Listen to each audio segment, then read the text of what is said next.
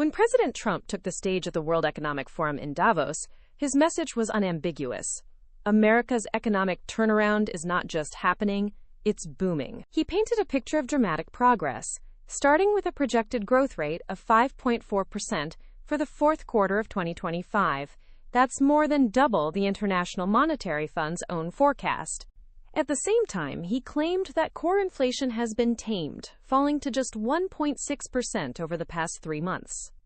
On the investment front, the administration says it has secured commitments totaling a massive $18 to $20 trillion, a figure that dwarfs the previous administration's results. And for many Americans, the most tangible sign of this boom is in their retirement accounts, with the stock market setting an incredible 52 all-time records in a single year, adding $9 trillion to 401ks and other savings. So what's driving this turnaround, according to the president?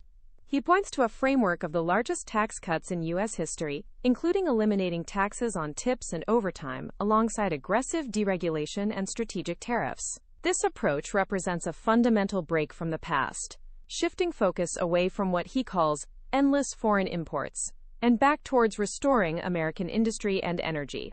But his vision doesn't stop at the water's edge. It extends to a major realignment of America's role on the global stage. For weeks, the idea of the U.S. acquiring Greenland has been in the headlines, and at Davos, President Trump laid out his strategic case for it. He framed the potential acquisition not as a territorial grab, but as a strategic necessity, highlighting Greenland's critical location between the United States, Russia, and China. His argument is deeply rooted in NATO's own principles. He argues that every member has an obligation to defend its own territory, and he points to what he sees as Denmark's failure to adequately invest in Greenland's defenses. This isn't a new idea. He reminded the audience that American presidents have explored purchasing Greenland for nearly 2 centuries, even citing how the U.S. was compelled to defend the territory during World War II when Denmark could not. Ultimately, the case rests on preventing outside threats from entering the Western Hemisphere, a long-standing U.S. policy. Far from being a threat to NATO, he claims this would greatly enhance the security of the entire alliance. Crucially, he made it clear that any move would not involve force, expressing respect for the Danish people and their leaders. This specific proposal for Greenland is part of a much broader and sharper critique of America's role within NATO and the world. President Trump's address at Davos culminated in a call for redefining America's alliances, arguing that the post-Cold War international order is no longer working for the United States. At the heart of his critique is the issue of burden sharing within NATO.